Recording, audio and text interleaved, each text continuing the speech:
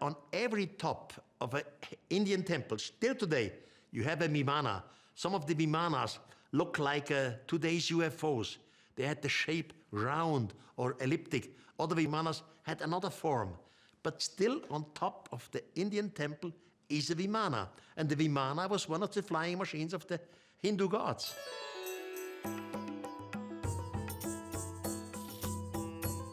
Vimana is what we would call today a space shuttle. It's just a small space vehicle which moves between the planet and the mother spaceship in orbit. But with the Vimana itself, you don't make space travel from star to star.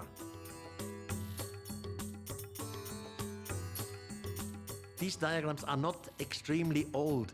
Some of these diagrams were created only in the 17th century. They are not thousands of years old in some of these Indian books. These designers who made these diagrams, they designed it out of the old text. They read the old text, and because of these texts, they made a design. Well, it must have looked like that and that. But the fact is, there were different types of vimanas which looked completely different, comparable to a helicopter and a jumbo jet. It's not the same thing, but both machines can fly.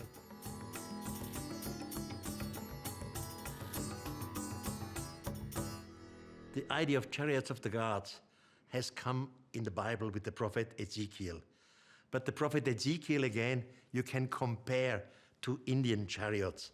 You know, what the Indian gods were flying in chariots.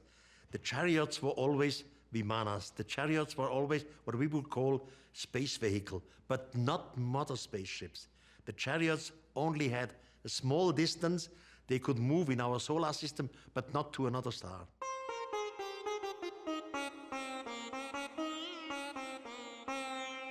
These Indian descriptions about flying machines are not just fantasy, are not just allegories. No, they were real because the humans saw them and whole groups of humans saw them and then described what they saw. They described that one of the gods descended with the Vimana and the humans, hundreds of it, were watching them. They described that some of these Vimanas had wheels and others had no wheels.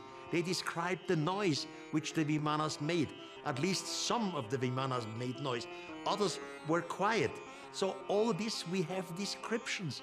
Descriptions handed down and written by humans. Just read the book Drona Parva. It's full of these flying machines of ancient India. Professor Dr. Kanjilal, who is the Sanskrit professor of the Sanskrit College in Calcutta, a brilliant man, he has, in our modern time, translated some of these Indian Vedas in a special book with the name Flying Machine in Ancient India. And this is a proper scientific work. It's like in the Bible, for example. In the Bible, you have Moses, first book of Moses, chapter 3, then verse number 27. The translation of Professor Dr. Kanjilal is the same thing. He writes, such Veda, chapter XY, verse XY, and so on. It's a scientific work.